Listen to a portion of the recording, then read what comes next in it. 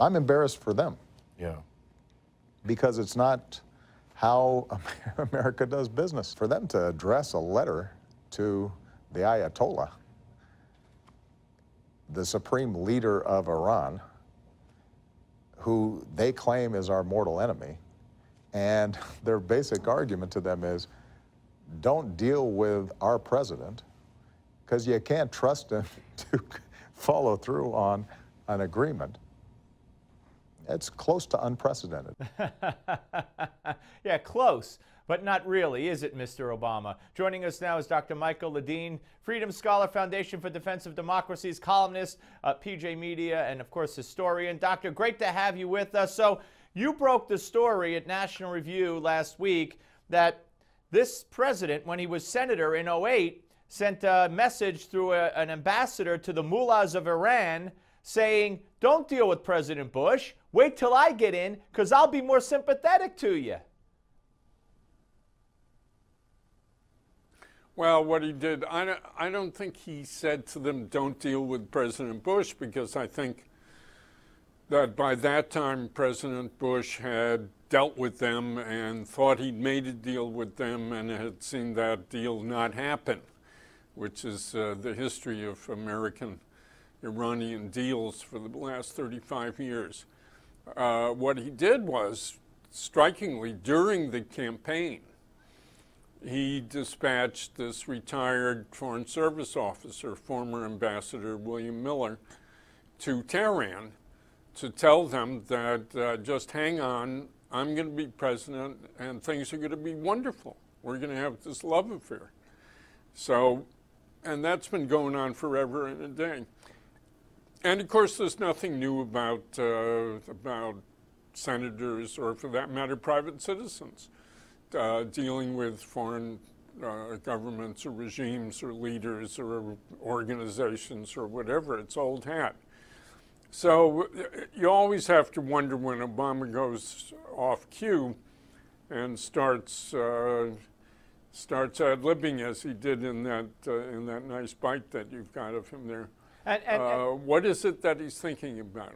What's actually going on in the back of his mind when he says these things? Because it's normal, and certainly conflict between the White House and Congress over foreign policy matters of historic importance is hardly new. Ask Woodrow Wilson. Lots of examples. Well, Doctor, you have said right along that this president has a grand plan, and it involves basically turning over the Middle East to Iran. Yes. Yes, and the great mystery is why.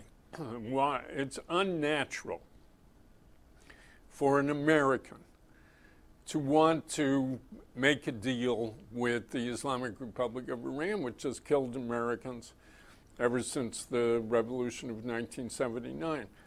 I would find it easier to understand an American president who decided to try to make some kind of strategic alliance with Putin, say, than I do an American president trying to make a strategic alliance with Iran, which is what Obama's been desperately trying to do since, as we said, before he was president. He came in with it. It's what he's wanted from day -1, and it's very odd.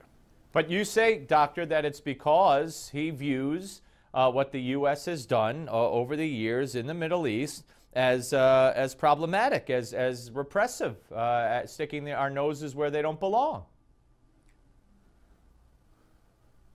Yes, there's certainly no question that he shares Iran's criticism of American foreign policy over the years.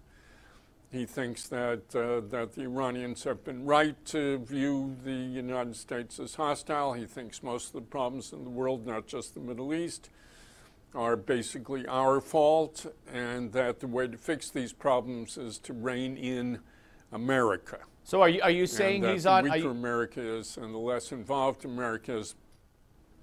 I'm sorry. So are you saying he's on Iran's side as opposed to our side?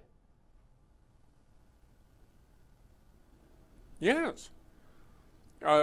He sees himself as the logical ally of Iran, and he apparently believed coming in that once the Iranians understood who he was and what he was, that they would come around and make an alliance with him.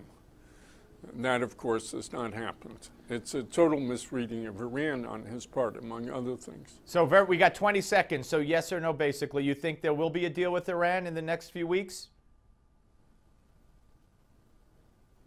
It's possible, but I'd be surprised. Iran doesn't want a deal.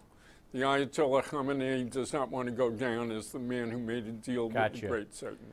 Doctor, great talking to you, sir. Thank you so much. We're coming back, folks. Don't go away.